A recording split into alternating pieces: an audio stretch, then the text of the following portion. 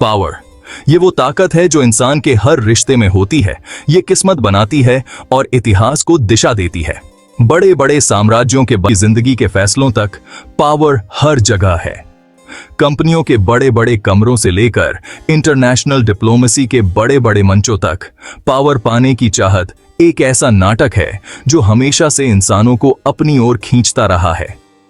ये एक ऐसी खोज है जो कल्चर्स, समय और समाज के ढांचे से परे है। ये दो धारी तलवार की तरह है जो बड़ा भला भी कर सकती है और भयानक तबाही भी ला सकती है। जिस पावर से देश बनते हैं वही उन्हें तोड़ भी सकती है। गलत हाथों में ये बिगाड़ सकती है और तबाह कर सकती है। इतिहास ऐसे साम्राज्यों के खंडहरों और ऐसे नेताओं के पतन की कहानियों से भरा पड़ा है जिन्होंने अपनी पावर का गलत इस्तेमाल किया।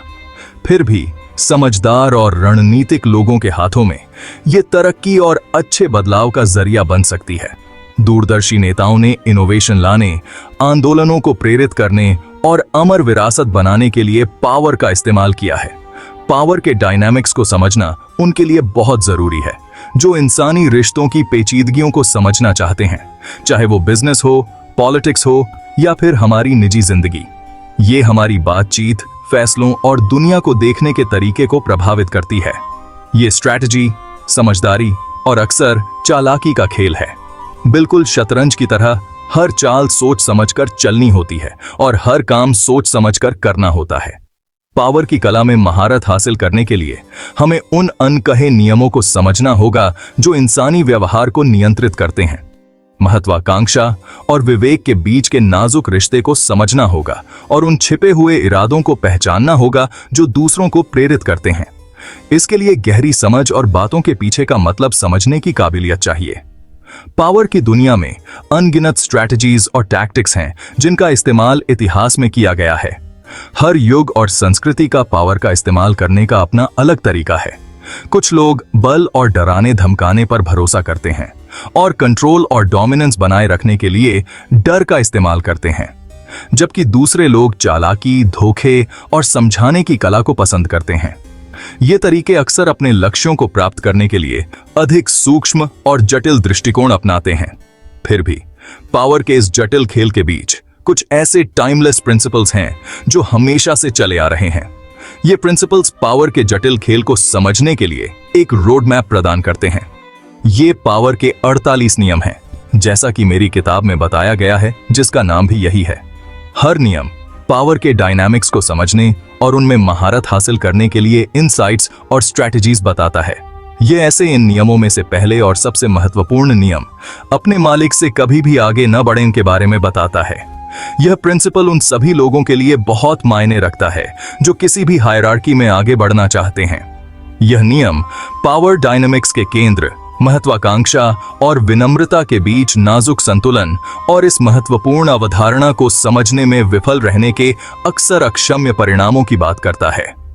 इस नियम को समझना पावर पाने की राह में सफलता और असफलता के बीच का अंतर हो सकता है। अगर आपको ये इनसाइट्स और स्ट्रैटेजीज पसंद आई हैं, तो इस वीडियो को लाइक करें और हमारे चैनल को सब्सक्राइब करें। आइए साथ मिलकर पावर की इस कला में महारत हासिल करें और एक बेहतर भविष्य की ओर कदम बढ़ाएं। This is gonna blow your mind. Welcome to Pustak Express, where we delve into the depths of powerful ideas and timeless wisdom. खुद को एक शक्तिशाली राजा के दरबार में कल्पना कीजिए, जहां महत्वाकांक्षी दरबारी राजा का फेवर पाने के लिए होड़ लगा रहे हैं।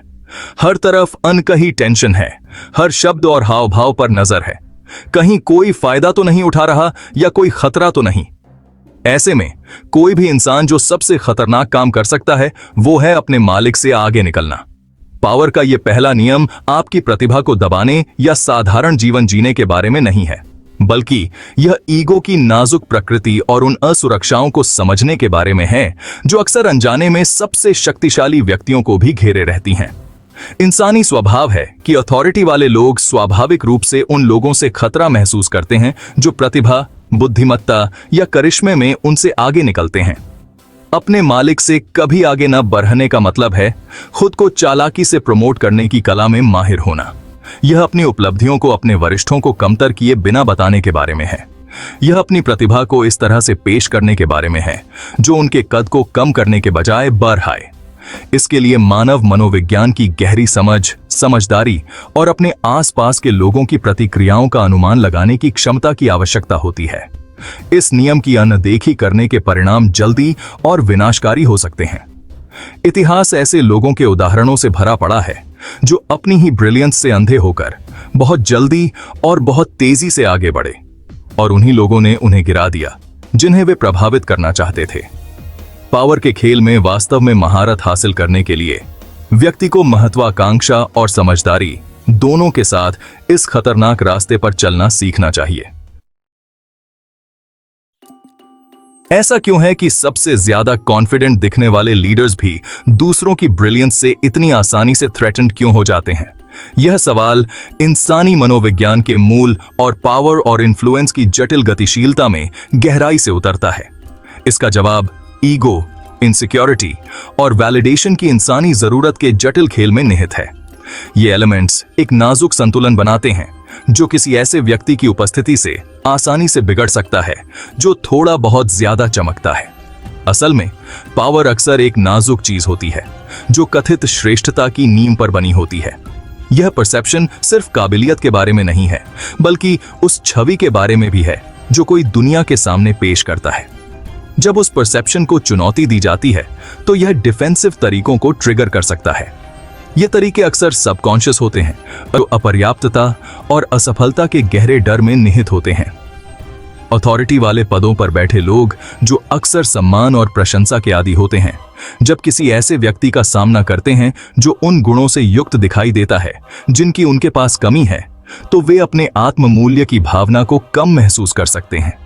यह विशेष रूप से कष्टदायक हो सकता है यदि विचाराधीन गुण वे हैं जिन्हें वे अत्यधिक महत्व देते हैं। यह ईर्ष्या, आक्रोश या यहां तक कि एकमुश्त शत्रुता के रूप में प्रकट हो सकता है। भावनात्मक प्रतिक्रिया तीव्र हो सकती है, जिससे ऐसे कार्य हो सकते हैं जिनका उद्देश्य कथित खतरे को कम करना हो।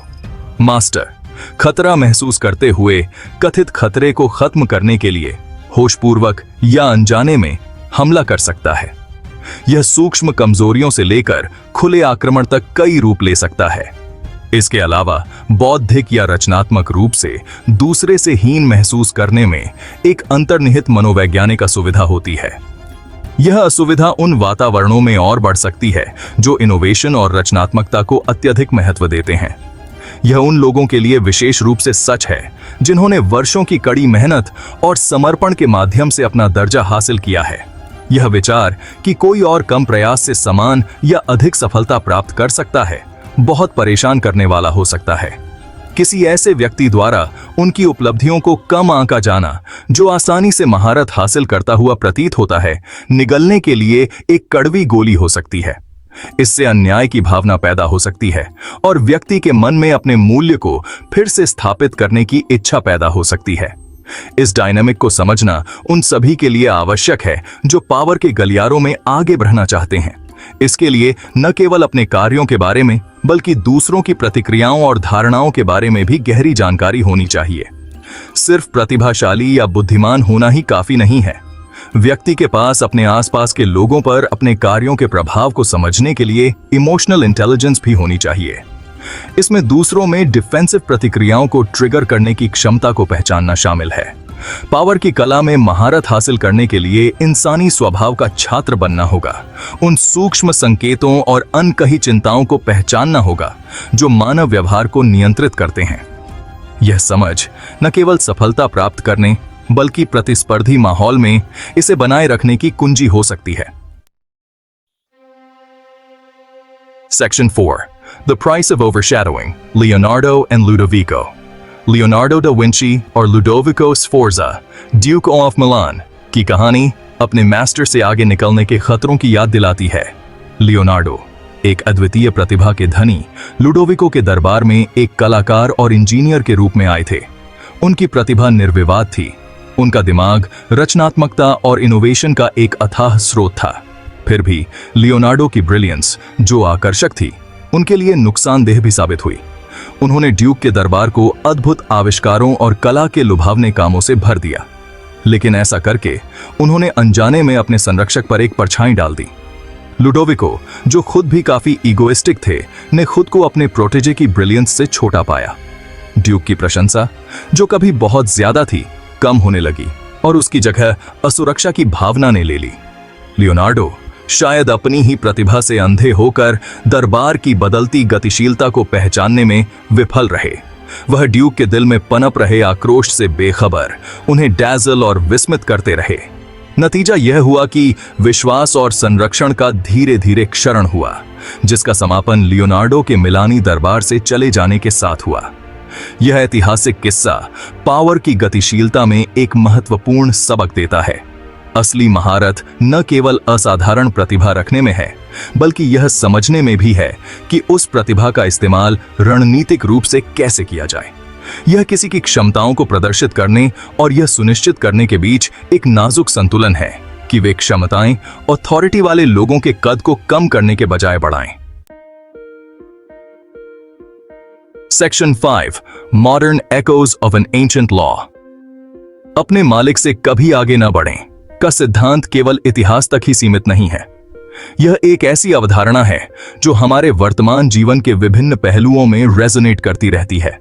यह आधुनिक दुनिया में एक स्थायी सच्चाई बनी हुई है, जो बोर्ड रूम्स, राजनीतिक क्षेत्रों और यहां तक कि हमारे व्यक्तिगत संबंधों की गतिशीलता में भी दिखाई देती है। इस प्राचीन नियम की गूंज को उन सूक्ष्म इंटरैक्शंस और पावर प्लेज में सुना जा सकता है जो हमारे दैनिक अनुभवों को परिभाषित करते हैं। एक प्रतिभाशाली युवा एग्जीक्यूटिव के मामले पर विचार करें, जो अपनी योग्यता साबित करने के लिए उत्सुक रहते हुए लगातार अपने वरिष्ठों से बेहतर प्रदर्शन करता है। उनका उत्साह और महत्वाकांक्षा उन्हें हर काम में आगे बढ़ने के लिए प्रेरित करते हैं। वे अभूतपूर्व विचार प्रस्तुत करते हैं, स्टेटस क्वो को चुनौती देते हैं और लगातार उम्मीदों से बेहतर प्रदर्शन करते हैं। उनकी इनोवेटिव सोच और उत्कृष्टता की अथक खोज उन्हें अपने साथियों से अलग करती है। हालांकि उनका योगदान मूल्यवान हो सकता है, लेकिन उनका दृष्टिकोण अनजाने में असुरक्षा और आक्रोश का माहौल पैदा कर सकता है। जो गुण उन्हें असाधारण बनाते हैं, वही गुण उन्हें निशाना भी बना सकते हैं। उनका बॉस खतरा महसूस करते हुए उनकी महत्वाकांक्षा को अपने अधिकार के लिए चुनौती के रूप में देख सकता है। यह कथित खतरा एक तनावपूर्ण रिश्ते को जन्म दे सकता है, जहां बॉस को अपने प्रभुत्व को फिर से स्थापित करने की आवश्यकता महसूस होती है। सहकर्मी पावर के संतुलन में बदलाव को भांपते हुए अपना समर्थन वापस ले सकते हैं, इस डर से कि खुद को उभरते हुए सितारे के साथ जोड़ने से उनकी अपनी स्थिति खतरे में पड़ सकती है। ऑफिस का माहौल सूक्ष्म पावर प्लेज और गठबंधनों का अखाड़ा बन जाता है। राजनीति के क्षेत्र में हम अक्सर ऐसे करिश्माई व्यक्तियों के पतन को देखते हैं जो पावर की तलाश में अपने आसपास के लोगों के ईगो को मैनेज करने के महत्व को पहचानने में विफल हो जाते हैं। उनका करिश्मा और दृष्टि उन्हें बस इतना ही आगे ले जा सकते हैं। उनके पास नेतृत्व करने की दृष्टि और बुद्धि हो सकती है, लेकिन पावर के नाजुक खेल को नेविगेट करने में असमर्थता अंततः उनके पतन का कारण बनती है। राजनीतिक परिदृश्य उन लोगों के अवशेषों से अटा पड़ा है जो बहुत जल्दी ऊपर उठे और उतनी ही तेजी से गिर गए। वे जल्दी से ऊपर उठते हैं और उससे भी तेजी से गिरते हैं, अपनी ही महत्वाकांक्षा और उससे उत्पन्न आक्रोश का शिकार हो जाते हैं। उनका पतन सत्ता में बैठे लोगों से आगे निकलने के खतरों की एक कठोर याद दिलाता है। यह सबक स्पष्ट है, असली पावर बल या श्रेष्ठता के प्रदर्शन में नहीं, बल्कि अथॉरिटी वाले लोगों के नाजुक ईगो का सम्मान करते हुए प्रभावित करने और मनाने की क्षमता में है। यह सूक्ष्मता और विवेक की कला में महारत हासिल करने के बारे में है। यह एक सूक्ष्म खेल है जिसके लिए इमोशनल इंटेलिजेंस, रणनीतिक सोच और मानव स्वभाव की गहरी समझ की आवश्यकता होती है। जो लोग इस खेल में महारत हासिल कर लेते हैं, वे अपने आसपास के लोगों को अलग थलग किए बिना अपनी सफलता सुनिश्चित करते हुए पावर की जटिलताओं को सहजता और प्रभावशीलता के साथ नेविगेट कर सकते हैं। इस वीडियो को देखने के लिए धन्यवाद। और भी रोचक समरीज के लिए पुस्तक एक्सप्रेस चैनल को सब्सक्राइब करें।